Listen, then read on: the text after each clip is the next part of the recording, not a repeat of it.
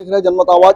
आज मध्य प्रदेश के बुरहानपुर जिले में जो मराठा आरक्षण जो जिस प्रकार जालना में मराठा समाज के लोगों पर अन्य अत्याचार किया गया, वहां की सरकार जबकि सीएम भी मराठा है फिर भी मराठा आरक्षण, मराठा लोग आरक्षण से वंचित क्यों, आज इसको लेकर यहाँ पर जो घटना घटी उसको लेकर ज्ञापन दिया, कुछ महिलाएं भी सब तमाम मराठा समाज के लोग आए, क्या कहना चाहोगे?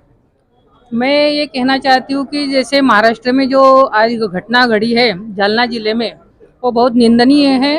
और हम जिजाऊ ब्रिगेड तरफे, सब मराठा सेवा संघ तरफे और मराठा समाज तरफे ये बात के लिए बहुत निंदा करते हुए प्रशासन को ये संकेत दिए जाते हैं कि भाई सोच समझकर कोई भी करता है तो उसके ऊपर कुछ अन्याय हो रहा है, इसलिए वो आंदोलन करता है।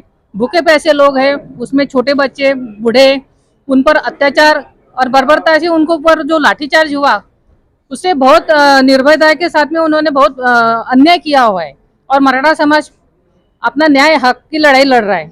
इसके लिए मैं सोच रही हूँ कि ये प्रशासन ने सोचना चाहिए कि भाई ऐसे लोगों के ऊपर निंदनीय घटना अभी हमने महाराष्ट्र में देखी, वो ऐसी घटना ना घटे, इसलिए हमने पूरा मराठा समाज एकत्रित होकर और इसकी ये बात की निंदा करते हैं। और सभी प्रशासन को ये सूचित किया जाता है कि भाई ऐसे समय में किसी के ऊपर लाठीचार्ज करना और बर्बरता के साथ में उनके ऊपर हल्ला करना ये बहुत निंदनीय है और वो सरकार की भी हम निंदा करते हैं। क्या कहना चाहोगे? जी, हमारे जो सराठी में मनोज जंगारे पाटिल जी है, उन्होंने 17 सालों से मराठा समाज के आरक्षण के लिए लड़ रहे हैं और उन्होंने वहाँ पे मौन व्रत करके ही उन्होंने शांतता से ये किया था।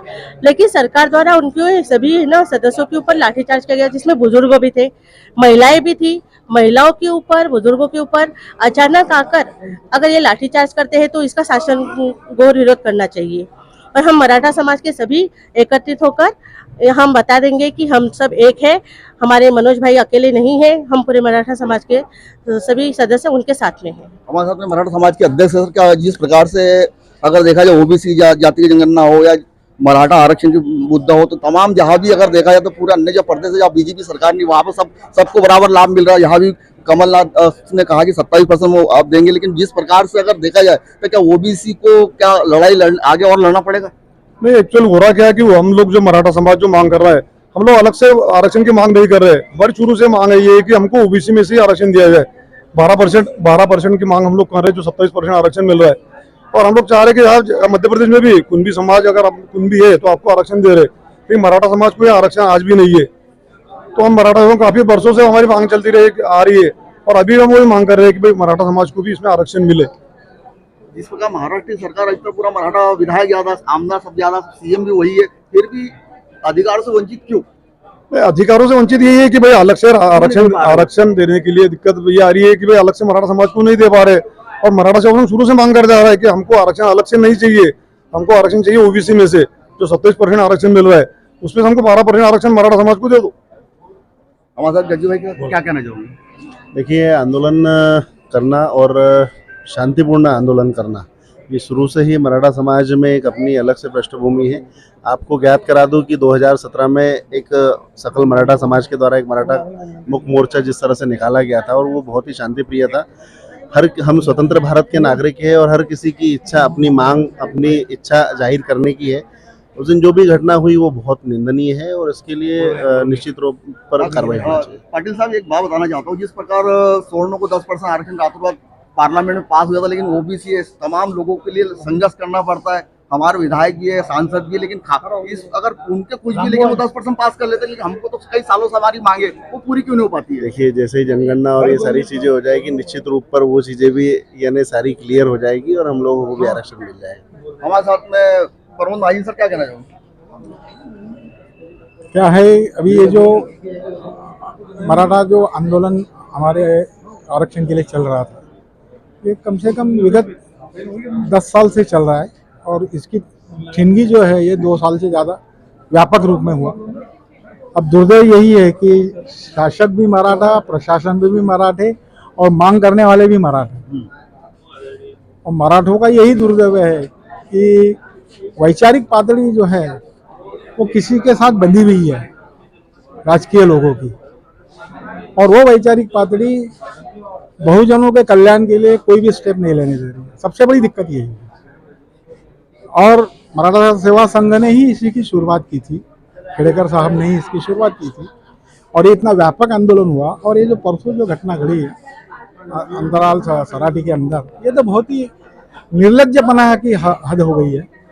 सोते हुए लोगों को लाठीचार्ज करना, गोलीबारी करना और उसके बाद में ऊपर से प्रशासन भी निकल जाना, ये सबसे बड़ी दिक्कत वाली बात है। अब इस आंदोलन को व्यापक रूप के अंदर कर और अभी इन्होंने जो आंदोलन किया है, ये कोई सुप्रीम कोर्ट इसमें आला नहीं आ रहा है, कोई कोर्ट इसमें आला नहीं आ रहा है। इसने कहा है भाई इतिहास के अंदर हमारे को सबको कुंभी कहा गया है, वो इतिहास के पुरावे हैं और कम से कम मराठवाड़े के लोगों को तो कुंभी लिखो। और उसके लिए तैयार हो गए वो मराठों के आगे कुंभी लिखने के लिए तैयार हो गए। इसका मतलब क्या है कि सब इजी है, करना भी आसान है, परंतु वैचारिक पातड़ी जो है वो करने नहीं दे रही। क्या कहना चाहोगे? रेहाटी गांव में जालना जिले के आंदोलनकारियों पे जो प्रशासन द्वारा अत्याचार किया गया रातों रात, हम बुरहानपुर सकल मराठा समाज इसका जाहिर निषेध करते, इसीलिए आज हम सब लोग जमा हुए एक जगह और आज ज्ञापन प्रेषित किया हमने कलेक्टर महोदय को। क्या कहना चाहोगे? जालना जिले में जो मराठा समाज,